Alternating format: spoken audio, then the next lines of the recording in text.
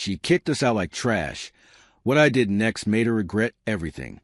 60 years had snuck up on me like a shadow creeping across the porch of our little house, a modest two-bedroom place tucked on the edge of our small town, where the pines stretched high and the air carried that earthy scent of damp soil and wood smoke. I lived there with Linda, my wife of nearly 30 years, who was 50 now and still had that quick smile I felt her back when we were young, broke, and dreaming of a life bigger than the paycheck-to-paycheck grind we started with.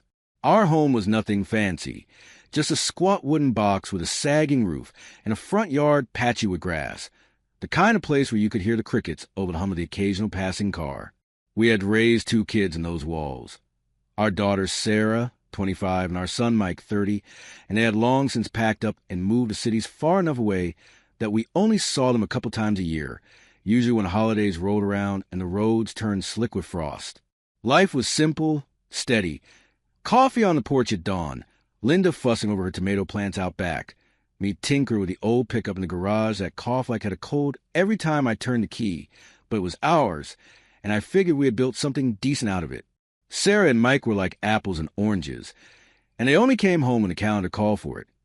Thanksgiving with its turkey and chaos, Christmas with its twinkling lights, and Linda's pecan pie that could make a grown man cry. Sarah lived down in Charlotte with her husband Greg, a smooth-talking guy with a finance job who drove a car so shiny it hurt my eyes, and Mike was up in Raleigh with his wife Jenny and their little boy Tommy, scraping by on his mechanic's wages in a house that always seemed one storm away from needing a new roof. Those visits were the highlights of our year. Sarah would sweep in with Greg, arms loaded with fancy wine and gift bags stuffed with things we did not need, her voice bubbling over with stories about their latest beach getaway, while Mike would rumble up in his rusty truck with Jenny and Tommy, hauling a cooler of cheap beer and a stack of worn-out board games we would play until kids crashed on the rug. I loved seeing them. Tommy chasing the dog around the yard, Sarah's laugh filling the kitchen, but I could not shake the feeling that Linda and I had always leaned a little harder into Sarah than Mike, like she was a sun, and he was a shadow we did not notice as much. It was not something we planned. Favoring Sarah just happened, like the way rain finds the easiest path down a hill. She had this charm. Even as a kid, big blue eyes that could melt your heart, a giggle that made you want to hand her the moon on a platter. She knew how to talk to us, how to ask with that perfect mix of sweetness and sass, and we fell for it every time. Back when she was starting out, we helped her more, covered her rent when she first moved to Charlotte, sent her cash for that little hatchback she needed for her boutique job. Even pitched in for her wedding 2 years ago when she married Greg. A blowout with flowers and a cake that probably cost more than my truck was worth new. She lived well now. A big house with a pool out back, photos on her phone of ski trips and fancy dinners. A life I figured we had given her a boost of reach. Mike was different. Quieter, steadier, never one to ask for much. He worked as an auto mechanic. Hands always black with grease. Driving a truck so old it sounded like a bag of bolts rattling down the road. We helped him too. Sent him some money when Jenny was pregnant with Tommy. Chipped in for a new water heater when theirs gave out. But it was not as much, and I could see it in the way he tightened his jaw sometimes, though he never let complaint slip past his lips. Linda and I did not mean to play favorites. It crept up on us over the years. Sarah would call on a whim, her voice bright to the phone as she told us about some new gadget Greg bought or a restaurant they tried, and we would hang on every word, grinning like we were part of her shiny world. Mike's calls were shorter, gruff check-ins between tightening bolts and tucking Tommy in, asking if the pickup was still running or if Linda's tomatoes were ripe yet. We loved them both, no question, but Sarah had that pull, that knack for making us feel needed, while Mike stood on his own 2 feet, tough as the steel he worked with every day. I figure it balanced out. They were grown, had their own paths, but late at night, when the house was still and the only sound was the wind rattling the windows, I wondered if Mike felt the difference more than he let on, if we had shortchanged him without even realizing it. Everything changed one crisp Tuesday afternoon in late October, when the leaves outside were turning a deep gold, and the air had that sharp tang that made me think of pumpkin patches and Friday night football under the lights. I had been out running my usual errands. Picked up a gallon of milk at the corner store where old man Jenkins still manned the register, his glasses slipping down his nose as he counted my change, then dropped off a couple bills at the post office with stamps that seemed to go up a nickel every time I turned around. It was a kind of day that kept our life humming along. Nothing special. Just a quiet churn of keeping the lights on and the fridge stocked. I stopped by the gas station on the way home to fill up the pickup, its tank guzzling gas like it was trying to set a personal record, and handed the clerk a 20 with a few bucks left over. 2 crumpled ones, and a handful of coins that clinked in my pocket like loose change from a vending machine. The line was dragging. Some guy ahead of me fumbling with a card that would not swipe, and on a whim, maybe because I had a second to kill or because the clerk was staring at me like he was waiting for me to say something, I said, "Throw in a lottery ticket with that. Will you?" He shrugged, tore one off the roll behind him without even looking up from his phone, and slid it across the counter with my receipt, the paper crinkling as I stuffed it in my pocket next to my keys. I climbed back into the truck, the door creaking like it was as tired as I was, and headed home, the radio crackling with a country tune about lost love and dusty trails that felt like it was singing straight to me.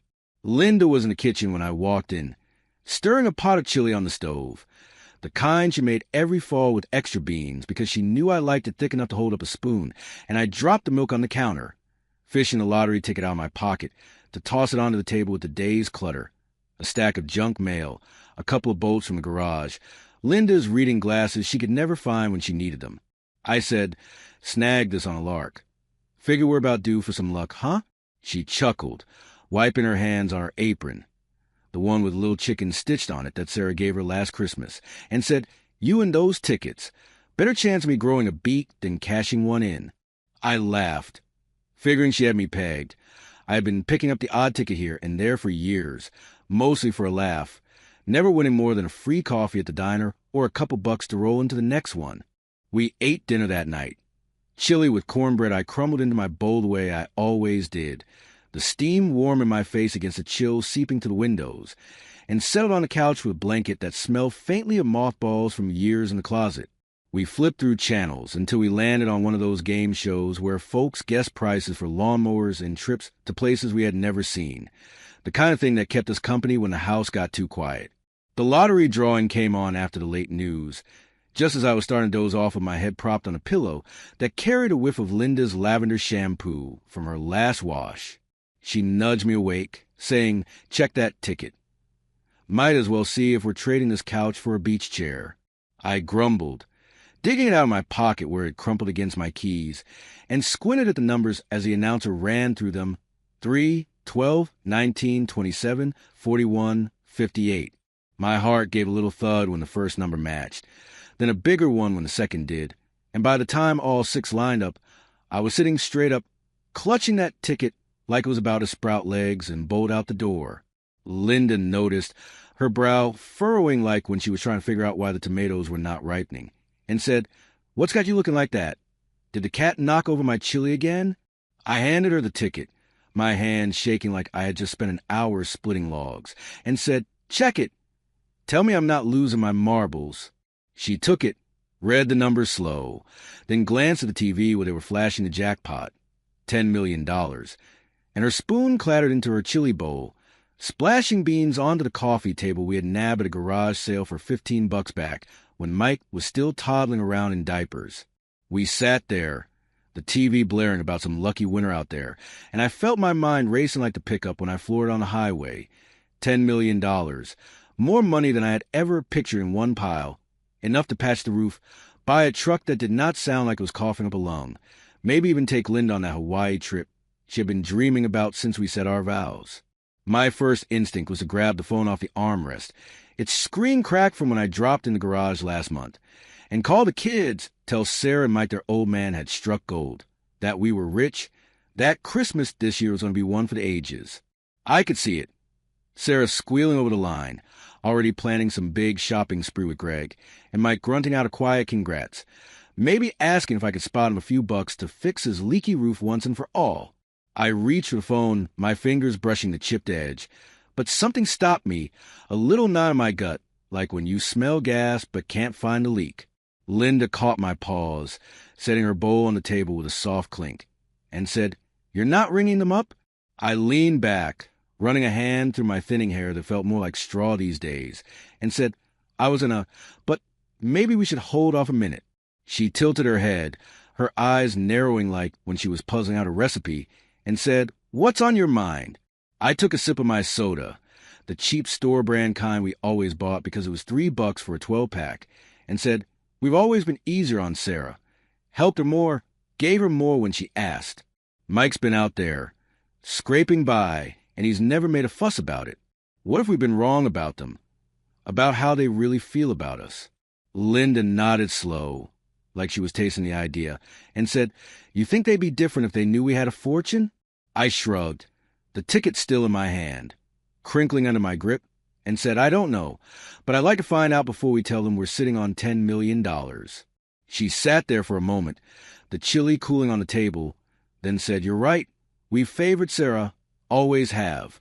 Mike's tougher, but maybe he's just better at keeping it under wraps. Let's keep this quiet. See what they do when they don't know we're loaded." I looked at her, my wife of nearly 30 years, still sharp as a tack under that apron with the chicken Sarah gave her, and felt a grin tug at my lips. Half nerves, half excitement, like we were kids plotting to sneak a peek at Christmas presents early. I said, "Deal. We'll play it close to the chest. See who they really are when there's no jackpot dangling in front of them." She smiled back, a little mischief in her eyes, and said, "Better hide that ticket good. I'm not explaining $10 million to the mailman if he digs it out of the junk drawer." I laughed, tucking it into the old cigar box where I kept my fishing lures, the one I had not cracked open since last spring when the fish were not biting anyway, and figured we had just kicked off a little experiment I never thought we would run. A couple days later, I headed into town to get everything squared away, drove to the lottery office in the next county over, a squat brick building with a flickering neon sign that looked like it had not been updated since the Carter years. I handed over the ticket, my hand steady now but my heart thumping like a bass drum, and sat through a pile of paperwork that made my eyes cross. Forms for taxes, forms for claiming, forms for proving I was not some guy off the street trying to scam a fortune. Linda stayed home, saying she would rather weed the garden than deal with bureaucrats, and I could not blame her. The clerk kept rattling off numbers and rules while I nodded along, trying to keep up. By the end of it, after Uncle Sam took his cut, the money hit our bank account. $7 million in change, still more than I could wrap my head around, a number that stared back at me from the bank statement like it belonged to someone else. I drove home slow, the pickup rattling over the back roads and parked in the driveway, the weight of it settling in, not just the cash, but the secret we were keeping, the test we had set in motion for Sarah and Mike, wondering what they would show us when they thought we were still just their old folks in the same old house. The morning sun climbed high over the trees, casting long shadows across the gravel driveway where my pickup sat, its engine quiet for once after my usual tinkering the day before. I stood by the mailbox, flipping through a stack of flyers and bills, the phone in my pocket feeling heavier than usual, like it was itching to be used for something bigger than checking the weather or calling Linda to pick up milk. We had decided to keep our lottery when a secret from the kids, a little test to see how Sarah and Mike really felt about us now that we were sitting on a fortune they did not know about. I had been mulling it over for days, turning it around in my head like a wrench on a stubborn bolt, and figured it was time to make a move. Start with Sarah, our golden girl, the one who always knew how to tug at our heartstrings with a smile or a well-timed call. I pulled the phone out, its cracked screen catching the light, and dialed her number, my thumb steady but my pulse kicking up a notch as the line rang. She picked up after a few rings, her voice chipper as ever, slicing to the quiet hum of birds in the distance. "Hey, Dad, what's up?" I leaned against the mailbox, its rusty hinge squeaking under my weight, and kept my tone light, like I was just checking in. "Hey, sweetheart, got a bit of a mess here.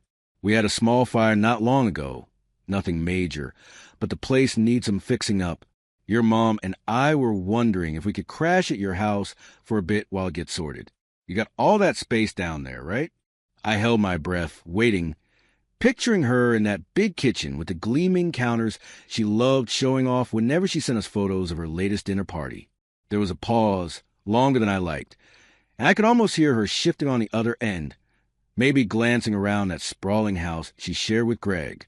She said, "A fire? Oh, wow, that's rough. I'd have to run it by Greg.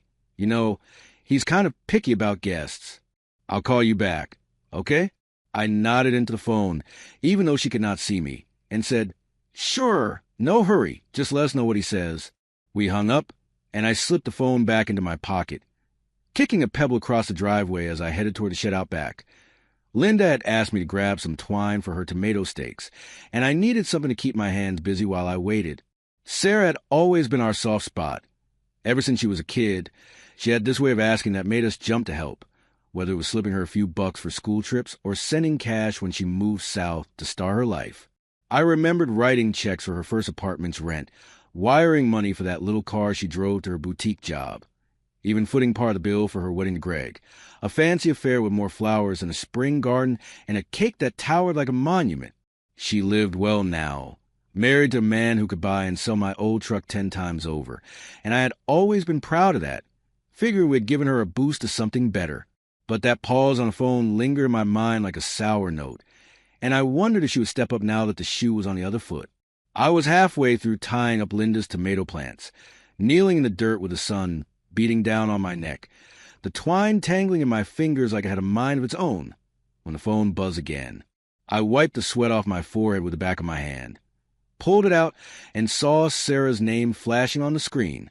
I flipped it open, balancing against my shoulder as I kept working, and said, "Hey, kid, what's the word from Greg?" Her voice came through, sharper this time, like she was picking her words careful. "I talked to him. He's not crazy about it, but we can swing it. Why can't you stay with Mike, though? Doesn't he have space up there?" I tugged the twine tight around a stake, the rough string biting into my palm, and said, "Mike's got a little apartment in Raleigh, just him, Jenny, and Tommy squeezed in there with hardly room to turn around. You and Greg have that big place. Figured it'd be easier for you to take us in for a spell." She let out a sigh that crackled through the line, long and drawn out like she was hauling it up from her toes, and said, "Okay, fine, but not for too long, all right? Greg doesn't really like having folks over. He says it messes with his routine, makes the house feel off. I'll text you later to sort it out." I stopped tying, the twine slipping from my fingers as I stood up straight, the phone still pressed to my ear. Messes with his routine? Makes the house feel off? Those words hit me like a slap across the face.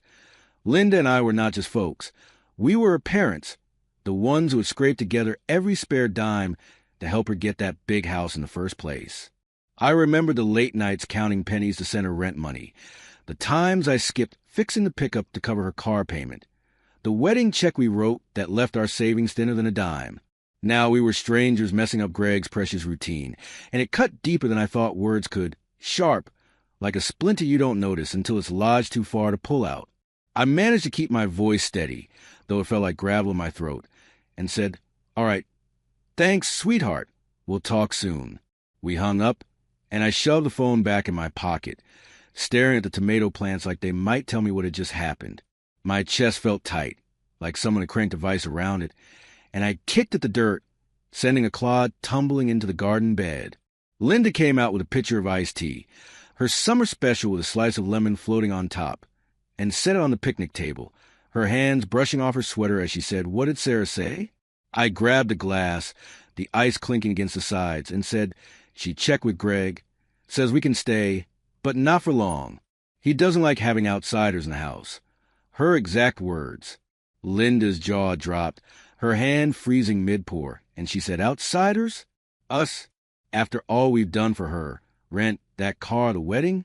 I nodded, sipping the tea, sweet and cold, but it did little to wash down the bitter taste, and said, "That's what she said. Felt like a punch to the gut." We stood there, the garden quiet except for the rustle of leaves and breeze, and I could see the same sting in Linda's eyes, the kind that comes when you realize something you built might be crumbling under your feet. I said, "Let's see what Mike does. Maybe he'll show us something different." She nodded, pouring herself a glass, and said, "I hope so. He's always been the steady one." We went back to our day, Linda pulling weeds, me finishing the steaks. But Sarah's words stuck with me like a burr on a sock, itching every time I moved. I kept sweeping them aside, telling myself it was just Greg's fussiness, not her, but it did not sit right. Not after all we poured into her over the years. Later that afternoon, while I was out back splitting a pile of firewood, the axe thumping into the logs with a satisfying crack that echoed off the shed, my phone buzzed in my pocket again. I set the axe down, its handle worn smooth from years of use, and wiped my hands on my jeans, pulling the phone out to see Mike's name lighting up the screen. I flipped it open, leaning against the woodpile, and said, "Hey, Mike, what's going on?"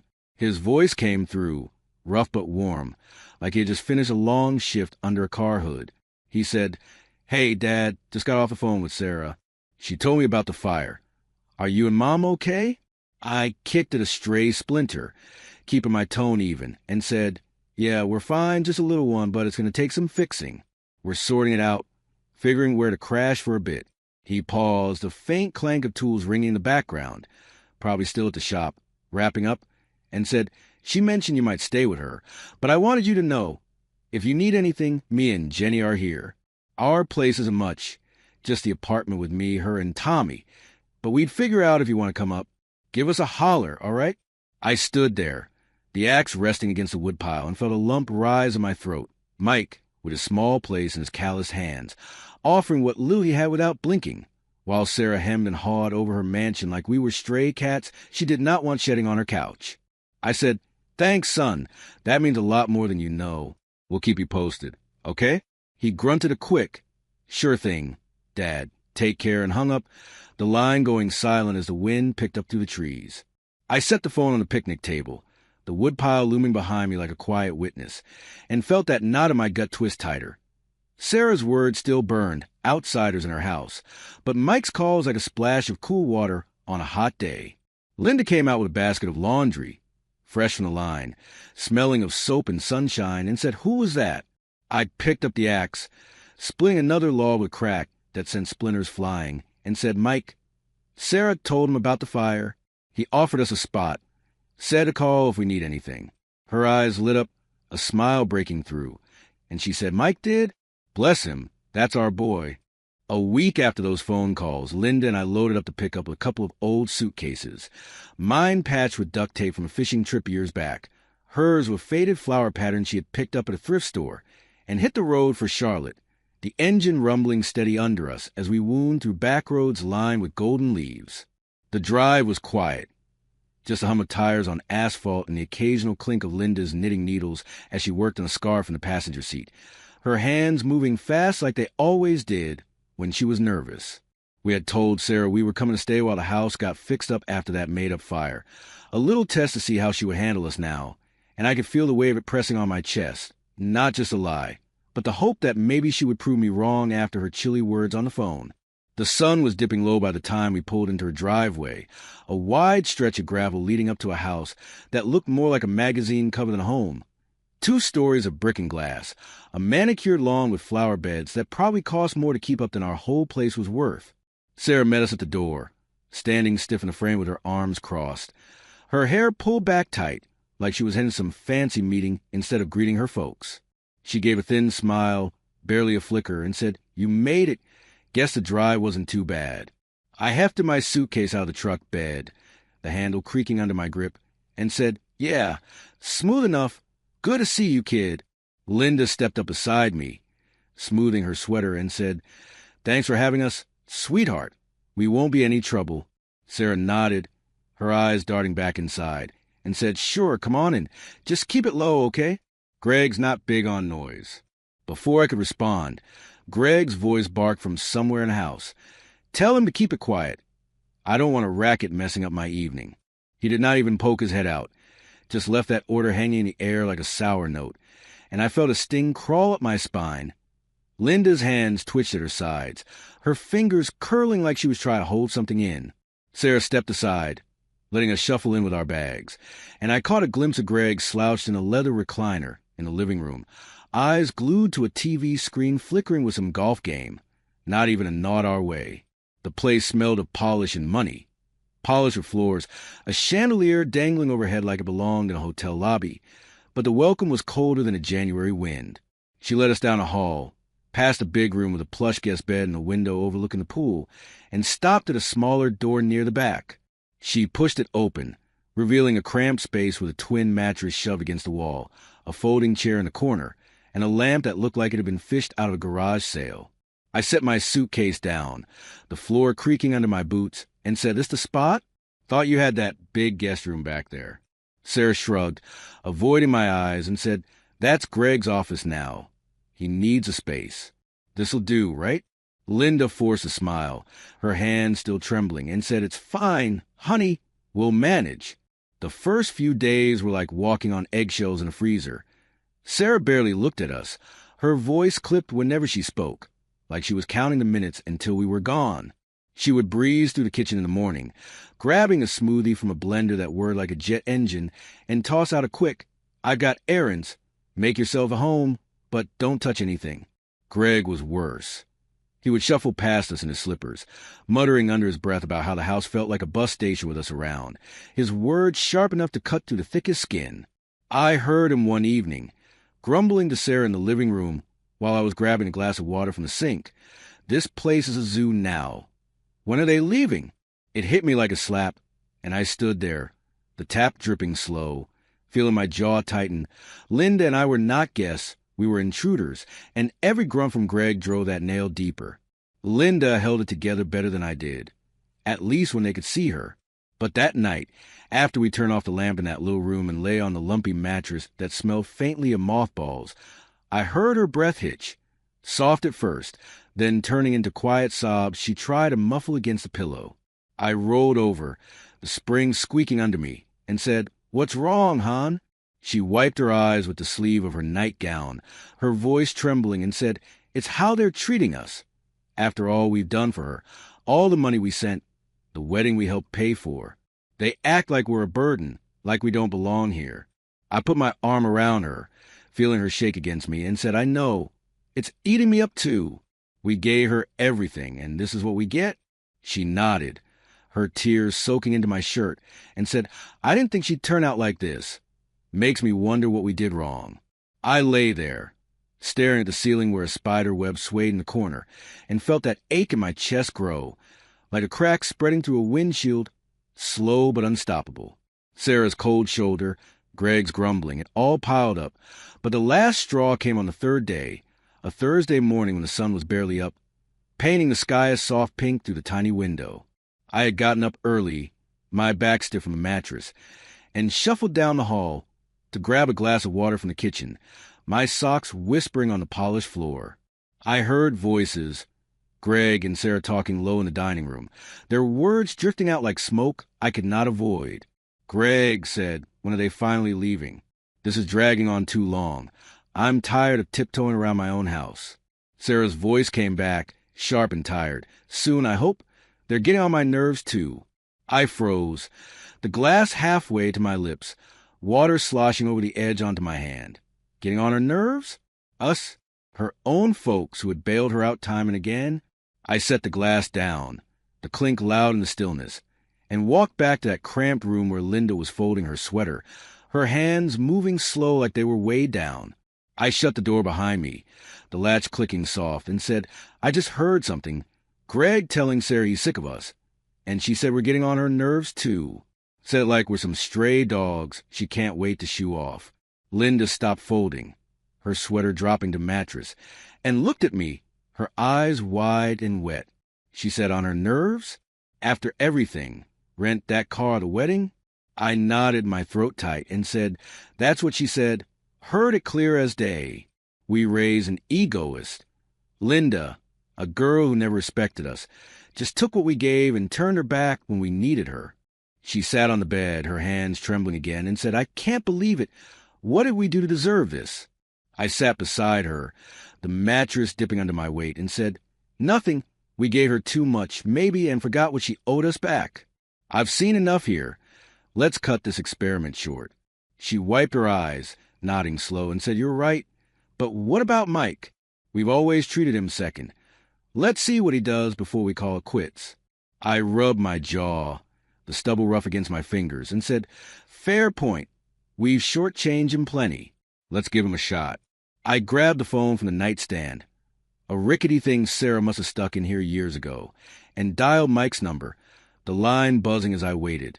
He picked up quick, his voice rough like he had just climbed out from under a car. "Hey, Dad, what's going on?" I leaned against the wall, the plaster cool through my shirt, and said, "Hey, son, we're at Sarah's, but it's not working out. Can you come get us tomorrow morning? We need to get out of here." He paused, the sound of a wrench clinking in the background, and said, "Tomorrow? Yeah, I can make that work. What happened?" I kept it short, my voice low, and said, just some stuff. Tell you when you get here. He grunted, sure thing, I'll be there by 8. Take it easy till then. We hung up, and I set the phone back, Linda looking at me with a mix of hope and hurt. I said, he's coming. Let's pack up tonight. Be ready when he shows. The next morning, we were up before dawn, folding clothes into our suitcases in that dim little room. The quiet broken only by the rustle of fabric and the soft creak of the floor under our feet. Linda zipped her bag, her hand steadier now, and said, I hope Mike's different. I can't take much more of this. I nodded, hefted my suitcase, and said, me too. Let's find out. We hauled our bags to the front hall. The house still dark, except for a sliver of light under the kitchen door, where Sarah was probably sipping her morning coffee. She came out as we set the bags down, her robe tied tight, and said, what's this? Where are you going? I straightened up, meeting her eyes, and said, I heard you last night, telling Greg we're getting on your nerves. We're leaving. Don't want to overstay our welcome. Her face tightened, her arms crossing again, and she said, you're unbelievable. You're ungrateful, you know that? I let you stay here, gave you a roof over your heads, and you're mad because I said you're annoying? It's my house. I can say what I want. If you don't like it, go ahead and leave. Linda's eyes welled up, her breath catching, and she turned away, clutching her bag like it was all she had left to hold on to. I stepped forward, my voice steady despite the heat rising in my chest, and said, ungrateful? We gave you everything. Rent, your car, that wedding, and now we're just annoying strangers? I've seen what I needed to see here. Linda's tears spilled over, soft sobs breaking the silence, and I put a hand on her shoulder, saying, we're done. You've shown us who you are. The doorbell rang sharp through the tension, cutting off whatever Sarah was about to snap back. I opened it, and there was Mike, tall and broad, his work jacket smudged with grease, his truck idling in the driveway. He stepped in, his boots heavy on the floor, and said, what's going on? Mom, why were you crying? Sarah rolled her eyes, her voice sharp, and said, take them to your place. I'm not babysitting them anymore. Mike's jaw tightened, his eyes flicking from her to us, and he said, babysitting? You've got some nerve. Mom and Dad always gave you more, and now you treat them like this? Like they're nobodies? Greg stormed out from the living room, his face red, and barked, get out of my house, all of you, or I'm calling the cops. I turned to him, my voice calm but firm, and said, your house? We put money into this place. Forgot that, didn't you? When you and Sarah showed up begging for help because you couldn't make the payments. Greg's eyes narrowed, his fist balling up, and he said, that's it. Get out or I'll make you. Sarah stepped forward, her face hard, and said, you heard him. Go. She swung the door wide, and I grabbed Linda's arm, guiding her out as she wiped her eyes, Mike hauling our bag behind us. The door slammed shut, the sound echoing down the quiet street, and we stood there on the gravel, the morning air cool against my flushed face. Mike set the bags in the truck bed, his hand steady, and said, come on, I've got you. Let's get out of here. I looked at him, my son with his grease-stained jacket and his quiet strength, and felt that knot in my gut loosen, just a little, like a weight I had not known I was carrying started to lift.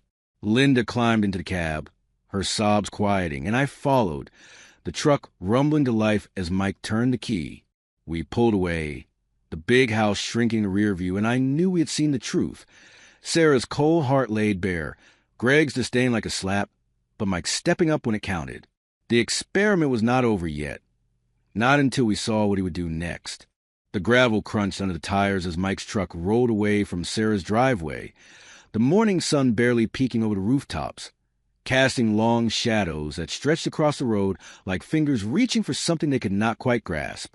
Linda sat beside me in the cab, her hands folded tight in her lap, her eyes red but dry now, the tears she had shed at Sarah's door finally spent. I leaned against the window, the glass cool against my temple, watching the big house fade into a speck in the side mirror, a place that had once felt like a proud milestone for our daughter, but now just looked like a cold shell. Mike kept his eyes on the road, his knuckles white on the steering wheel, and after a stretch of silence that felt heavier than the suitcases rattling the bed, he glanced over and said, you two can stay with us as long as you need. Our place isn't much, just an apartment, but me and Jenny be glad to have you around. His voice was steady, rough around the edges like always, but it carried a warmth that hit me square in the chest, different from the sharp chill we had left behind. I turned him, the truck jostling over a bump, and felt a lump rise in my throat. Mike, with his small life and big heart, offering us a lifeline without a second thought. I reached over, clapping a hand on his shoulder, and said, "I'm sorry, son, for all the times we went easy on Sarah and left you out in the cold. We were tougher on you, unfair sometimes, and we see now how wrong we were." My voice cracked a little, the weight of those years spilling out, and I pulled him into a quick hug across the seat, the gear shift digging into my side, but not caring one bit. He hugged me back, awkward but firm, and said, "Forget it, Dad. Doesn't matter how you treated me growing up. You're still my folks, always will be, and I'll help however I can. End the story." I pulled back, wiping my eyes with the sleeve of my flannel, and saw Linda smiling soft from her spot, her hands loosening as she said, "You're a good boy, Mike. Better than we deserve right now." We drove north toward Raleigh, the highway stretching out under a sky turning blue, the radio humming low with some twangy tune I did not recognize but liked all the same. Mike's place was a couple hours away, and we stopped once at a gas station to stretch our legs.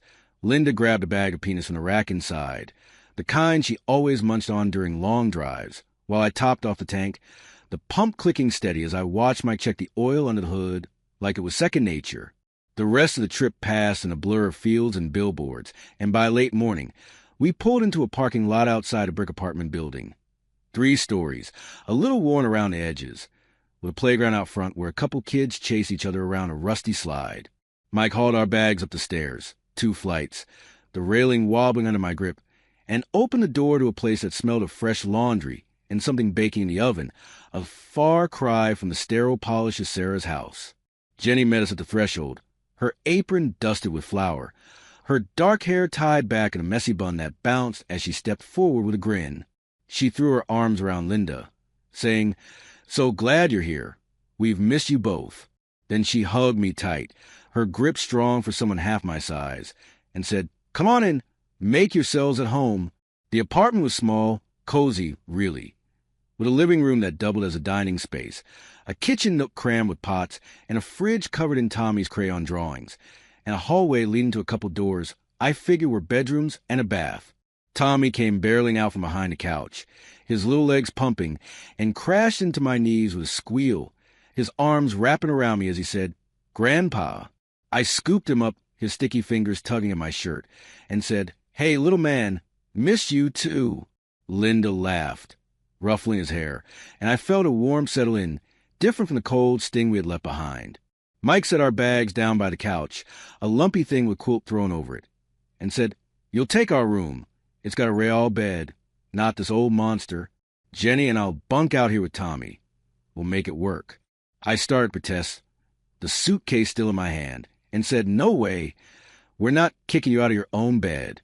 But Jenny waved me off, pulling a tray of cookies from the oven, oatmeal raisin, my favorite, and said, "Don't even try it. You're our guest, and that's that." Linda's eyes softened, and she said, "You're too good to us. We'll owe you big for this." Mike grinned, grabbing a cookie from the tray, and said, "Just eat some of these, and we're square. Jenny's been baking all morning to impress you." I took one, the warmth seeping into my fingers, and bit in. The sweet crunch hit me like a hug from the inside, and knew we had landed somewhere that felt more like home than Sarah's mansion ever could. That night, we sat around their small table, barely big enough for 4, let alone 5 with Tommy perched on Jenny's lap, eating a supper meatloaf and mashed potatoes Jenny had whipped up, the kind of meal that stuck to your ribs and made you forget the world outside. The plates were mismatched, chipped here and there, but the food was hot and the company warm. Tommy chattered about his toy cars, Jenny laughed at Mike's bad jokes, and Linda swapped gardening tips like they were old friends catching up over fence lines. I looked around, the walls lined with family photos and a shelf crammed with books and knickknacks, and felt a peace I had not known in days. Like the tightness in my chest was finally loosening its grip. Sarah's cold welcome flashed in my mind. Her clipped words, Greg's grumbles, that cramped room, and then I saw Mike passing me the gravy boat with a grin, Jenny topping off Linda's water glass, and the difference hit me like a freight train. Sarah had been sweet when we were handing her cash, rent, car, wedding. But the minute we needed her, she had tossed us out like yesterday's leftovers. Mike, though, he opened his door wide, no questions asked. A couple days later, while Linda helped Jenny fold laundry on the couch, Tommy zooming his cars across the rug, I stepped out onto the narrow balcony with Mike, the afternoon sun dipping low over the playground below. He leaned on the railing, his work jacket slung over his shoulder, and said, "Been meaning to tell you. I've been saving up for a little auto shop of my own. Nothing big, just a place to call mine. But you and Mom need that money more right now. Take it, fix what you need." He pulled a crumpled envelope from his pocket, his savings, I figured, and held it out, his eyes steady. I shook my head, pushing it back, and said, "No way, son, that's your dream. We'll manage." But Jenny poked her head out, a laundry basket balanced on her hip, and said, "Take it. We'll scrape by, make more. You've done enough for us over the years. It's our turn." Linda stepped up beside her, nodding, and said, "They're right. We can't keep leaning on you without giving back." I took the envelope, my fingers brushing the worn paper, and said, "All right, but tonight, your mom and I are taking you all out to that cafe down the street. We got a surprise for you. Something to say thanks for this." Mike raised an eyebrow, grinning, and said, "Surprise? What are you cooking up now?" I laughed, clapping him on the back, and said, "You'll see, just be there by 7. Then I paused, digging the phone out of my pocket, and said, "One more thing. My card's acting up, says it's blocked. Can I borrow yours to grab something quick? I'll hit the bank tomorrow. Sort out. Need to pick up a little gift." He shrugged, pulling his wallet from his jeans, and handed me his card, a plain blue one with a scuffed edge, saying, "Sure, go for it. Ain't much on there, $200 tops, but it's yours if you need it." I took it, the plastic worn from his pocket, and said, "That's plenty, more than enough." We spent the rest of the day settling in, Linda and Jenny chatting over a pot of tea, Tommy dragging me into a game of cards on the living room floor, Mike tinkering with a radio that kept cutting out. The apartment was tight, barely room to turn around without bumping into something, but it felt full in a way Sarah's place never did, like the walls held more than just paint and plaster. I sat on the couch that evening, watching Linda laugh at one of Jenny's stories about Tommy's latest antics, and felt that ache from Sarah's coldness start to fade, replaced by a quiet pride in Mike, in the family he had built, in the way he opened his door when we had nowhere else to turn. The evening sky turned a soft purple as Linda and I walked down the sidewalk toward the cafe, a little place just a block from Mike's apartment with a neon sign flickering the window and the smell of fried onions drifting out every time the door swung open.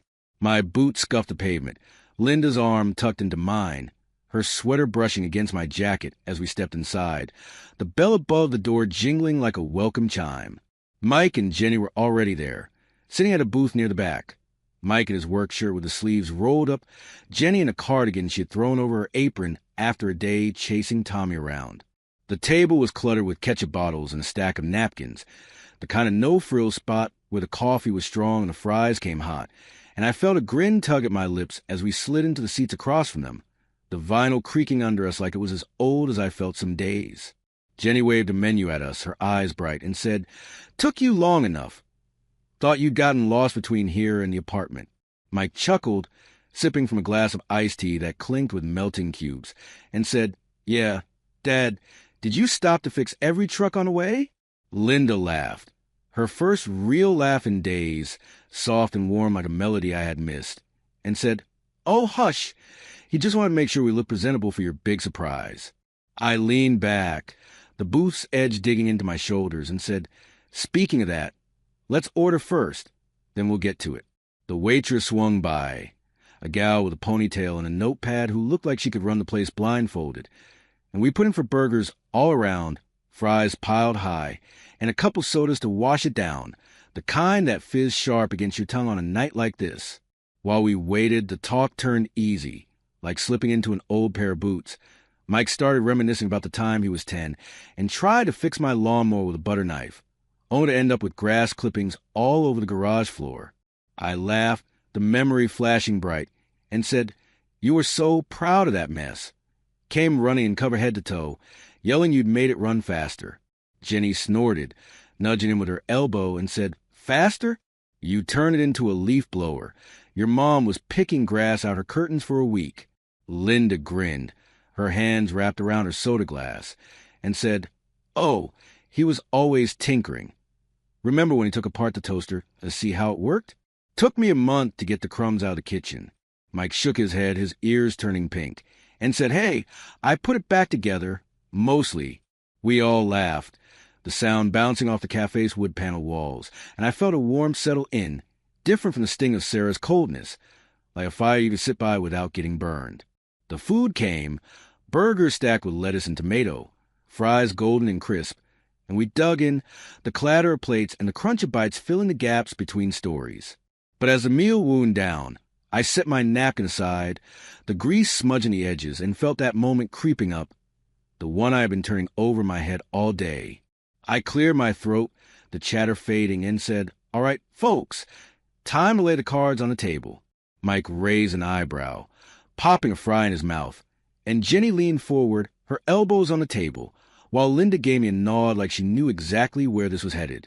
I took a sip of my soda, the fizz steadying me, and said, "These last few days showed me everything I needed to see, how you kids really feel about us when the chips are down. We didn't have a fire. The house is fine. It was a test, something your mom and I cooked up, and I'm sorry we did it because what we found out broke our hearts." Mike's fry froze halfway to his mouth, his eyes narrowing, and Jenny's jaw dropped, her hand pausing over her plate. Linda reached for my hand under the table, her fingers cool against mine, and I went on. "Sarah kicked us out like we were trash. Said we were getting on her nerves, strangers in her house, after all we gave her over the years. But you, Mike, you opened your door, gave us your bed, made us feel like family when we needed it most. We've been blind, always softer on her, tougher on you, and we miss what was right in front of us. You're a good man. Maybe you always were, and we were just too caught up in Sarah to see it." Mike set his fry down, his face a mix of shock and something softer, and Jenny's eyes welled up, her hand reaching for his across the table. I pulled his bank card from my pocket, the blue one he had lent me, scuffed from years in his wallet, and slid it back to him, saying, "Here's your card back, son. Thanks for trusting me with it." Then I fished my phone out, the screen lighting up as I opened the banking app, my thumb steady as I punched in the transfer, $5 million straight to Mike's account. I hit send, the little whoosh sound cutting through the cafe's hum, and said, "Check your phone. You'll see what I mean." Mike frowned, pulling his own phone from his jeans, and a second later it buzzed, a notification popping up. He tapped it, his eyes scanning the screen, and then went wide, his jaw dropped, the phone nearly slipping from his hand as he stared at the balance. Jenny leaned over, peering at it, and gasped, her hand flying to her mouth as she said, "$5 million? Mike, look at this." He looked up at me, his voice shaky, and said, "Dad, where did this come from? What's going on?" I leaned forward, rested my elbows on the table, and said, "Won in the lottery, a $10 million jackpot a couple weeks back, 7 after taxes. That's why we ran this test. Wanted to see who you kids really are when money's not on the table. Sarah showed us her true colors, but you're the real deal, son. We know now these millions belong with someone who deserves them, someone who'd give us the shirt off his back without blinking. You've earned this. Use it for that shop, for Tommy, for whatever you need." Jenny's tears spilled over, her shoulders shaking as she threw her arms around Mike, sobbing into his chest, and he hugged her back, his eyes still locked on me, stunned. He said, "Dad, I don't know what to say. This is crazy." I grinned, clapped him on the shoulder, and said, "Just say you'll keep being you. That's more than enough." Linda wiped her own eyes, her voice soft, and said, "We're so proud of you, Mike. Prouder than we've ever been." Jenny pulled back, laughing through her tears, and said, "You're stuck with us now. This calls for pie." We ordered a round of apple pie, warm, flaky, with a scoop of vanilla ice cream melting on top, and ate it slow, the cafe buzzing around us as we let the moment sink in. A couple months later, Linda and I packed up and moved back home, not to the old place, but a cozy new house we bought by a lake an hour north, a single story with a wide porch and a view of water, so still it looked like glass. We settled in, Linda planting flowers along the walk, me setting up a workbench in the shed, and Mike followed close behind, buying a house just down the road, a sturdy brick place with a big yard for Tommy to run wild in. He opened that auto shop he had dreamed of, a small garage with a sign that read Mike's Repairs in bold red letters, and business took off quick. Folks lining up for steady hands and fair prices. We saw them all the time now. Sunday dinners at our place with burgers sizzling on the grill, Tommy chasing fireflies while Linda and Jenny swapped recipes over iced tea, Mike and me fishing off the dock until the sun dipped low. It was a rhythm I had not known we could have, close, warm, like the family I always pictured but never quite got right until now.